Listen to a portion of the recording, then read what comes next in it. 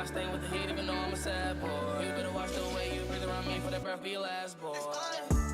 I've been drinking red boy. I been chopping out these birds, McCoy. No, I bet my rich a million 9 months. Overseas, honey skin. So, before we begin this, I want to clarify something. First off, I just woke up, so my voice might be a bit raspy. I'll have to warm up a little bit, but there's a reason why I didn't post, and that's because this goddamn mic of mine just would not agree with me. Right now, I'm not even using the Yeti mic, technically. It's something else, but I'm using the Yeti mic as like a little placeholder of sorts, so I can feel like I'm actually recording. It's really annoying. I really hope that I wouldn't have to end up doing some shit like this, but I can't anymore. And I really just want to release a video, man. Just keep in mind my voice will not sound perfect, but I hope you can see through that, will hear through that, and just enjoy the story instead. And I'm really sorry that this is not exactly gonna be how my normal videos are. My voice will not be as clear sometimes. And if it is and you don't care, good for you. It's still gonna bother me. I'm not a perfectionist, I swear. I just don't like how I sound right now. So yeah, I hope y'all enjoy. Let's finally finish this goddamn part. I've been waiting for too long. And yeah, let's begin. Hope you like and subscribe.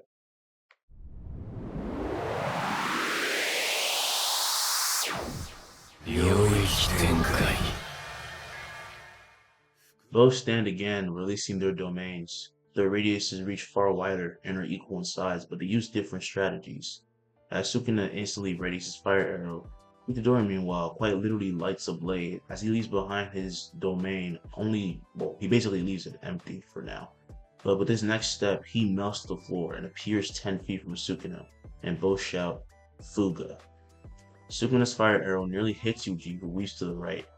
However, the moment the flame meets the floor, a massive detonation swallows up Yuji, taking out half of all Shinjuku.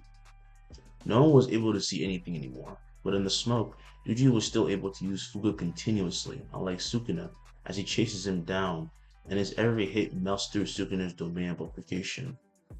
Using moves alike to Wing Chun, he repeatedly breaks the defense of his multiple arms and palm strikes him in the chest, then burns through Sukuna's second stomach, and then, his second mouth on his stomach, my bad.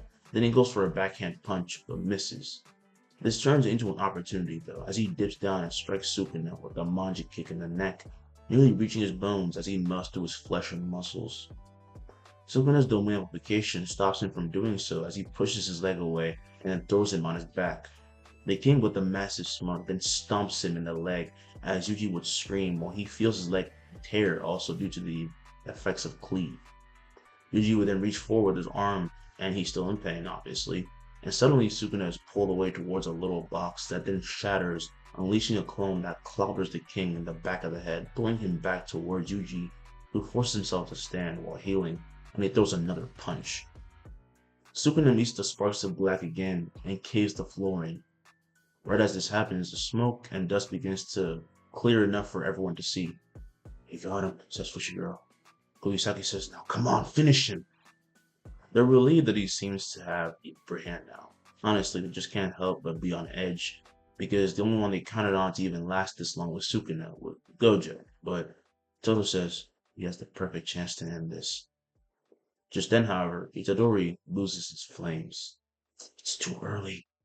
Sukuna quickly takes advantage, trips him, and while he falls, he pushes off the floor while sliding away with his invisible blades, assisting him at the bottom of his feet. Kai! Everyone gasps with many cleaves tearing into Yuji, and yet Yuji, instead of trying to avoid them, just runs forward.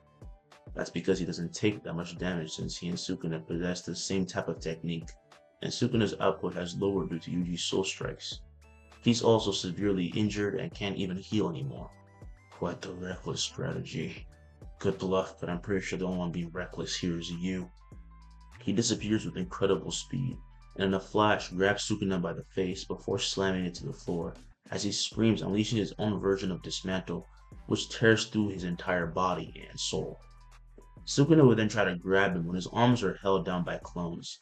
Holding his hand to the sky, Yuji then warps into reality a blade of light and strikes it into Sukuna's chest.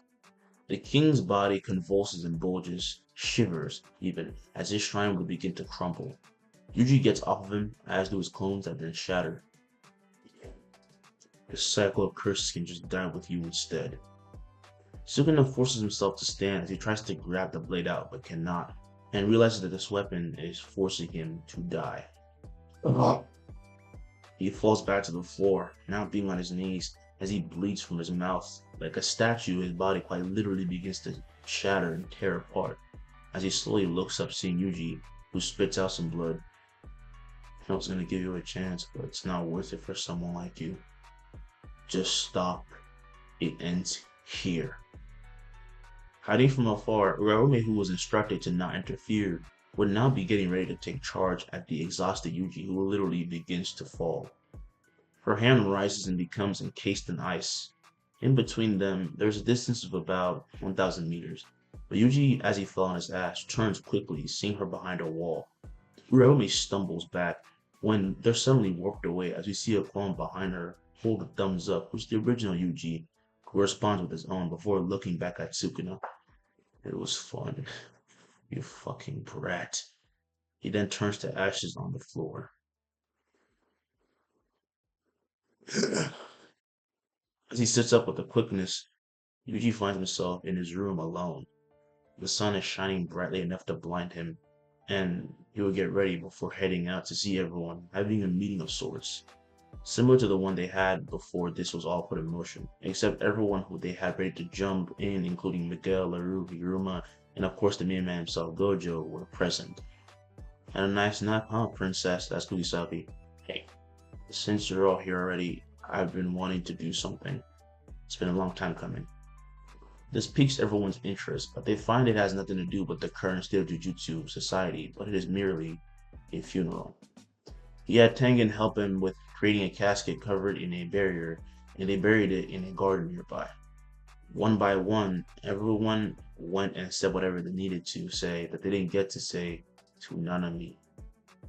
Ino and Yuji bawled their eyes out the most, and though they didn't cry, those like Gojo are sad because his much more serious junior can finally have some peace, and well, goddamn does he deserve it. It had been so long since they started this that people never got a chance to mourn, to relax, and just take everything in. This idea was a good one on Yuji's part, so he makes everyone take 2 days for themselves. He has that authority now because they literally can't tell him shit if they wanted to, and it matters.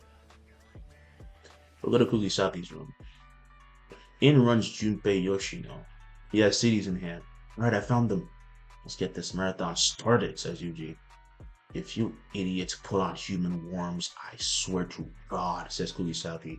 Junpei says, nah, rush hour. Fushiguro closes the blinds while Junpei puts in the CD and they just sit down and watch. Yaga spends the day with the death womb paintings, giving Eso and Kichizu new bodies. Unfortunately, the other siblings live in temporal states of limbo in which they cannot self-actuate and thus aren't even real life forms, just a potential possibility. Remember, there were different stages to the death womb paintings being brought to life. Some of them weren't even full fetuses yet, meaning that they are living, quote unquote, but they can't really have a consciousness. They're just there. But it doesn't change the fact that Choso is still gonna look after them. Yuta and the second years go hang out. Higuruma plans to prosecute himself with the help of his junior, as he doesn't want to be a pawn for Jujutsu work. And now that the world has begun to learn about curses, unfortunately, it starts to create a ripple as curse energy increases overall throughout the world. Luckily, someone had an idea for that, none other than Yuji Itadori. 6 years later. As he looks up, Yuji says, "What's open, man?" As the door is open, Junpei walks in with a folder. "It's another complaint, Itadori." "Yeah, you're gonna have to be more specific."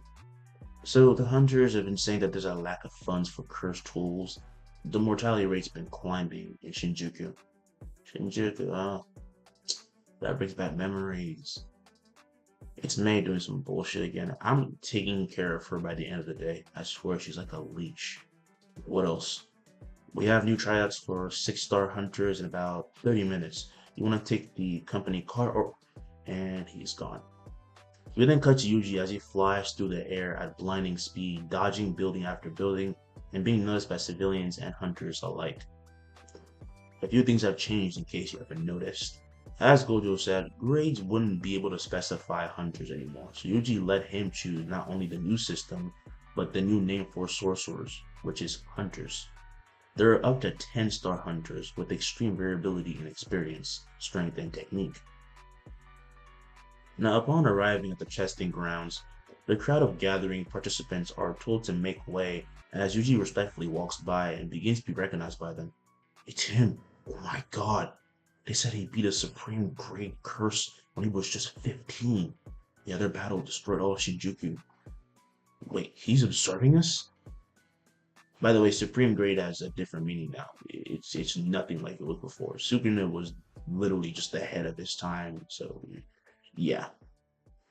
Slowly, people began to realize that to have him here means that expectations for them was even higher now. At the front, Yuji meets Arata Nita, the little brother of Akari Nita, who had become the head of HR for Hunt, the company meant to help hunters in Japan. There are many all over the world, but curses gather more in Japan than anywhere else. As he enters, everyone makes way for him, and he would find a room with a wide glass mirror separating them from the arena down below. Sorry I'm late. Funisaki swivels in her chair, as does Fushiguro. It's not like you to really be on time anyway, says Kugisaki. What's that supposed to mean? I'm busy. Sure you are. Sit down, says Fushiguro. Come on, guys.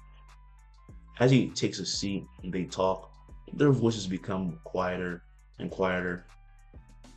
And now let's talk about the state of the world. It's that curses have become normal. So while people fear them, they are far weaker. And most are just pests. And very few even are born as strong as the likes of the disaster curses. In the end, the world remains the same, just with powers. But one person definitely got a lot taken off their shoulders. A now old Tengen sets down her cup of tea before Yuki Tsukumo, while she will do the same. You ever miss it? I mean, having Itadori make you a body like this. No. I asked for it. Besides, it was necessary. The only other option would have been to kill me. Well, if you're the only one good at your job, then what happens when you die? So I'm happy I handed over control. But did you seriously come over here just to have tea and talk? Fuck no. If I'm being honest, watching you die is cathartic. But I gotta admit, says Sugimo, I don't like you better this way. You're such a spiteful woman. Sue me. Well, I hate it. Yeah, not gonna lie. I just don't like how my voice sounds, and I feel like a lot of people are gonna agree. Doesn't matter. I am really glad I put this out, though, and I'm sorry it took so long. I'm going to try to fix this problem. I'm probably just gonna stop buying Yeti mics. Holy fuck, I hate the Yeti mics now. Why do people buy these things? Apparently they don't work right for me. I don't know what I'm doing wrong.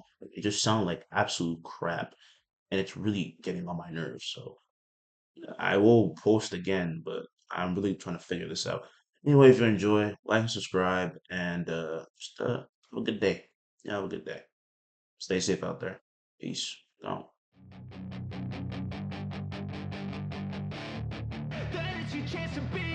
Hey kid, don't ever let them get inside your head. They'll tell you what to do in life instead of everything you know that you could get. Don't let them guide your life towards regret. I'll fight for what I love with every breath. My past is filled with things I won't forget.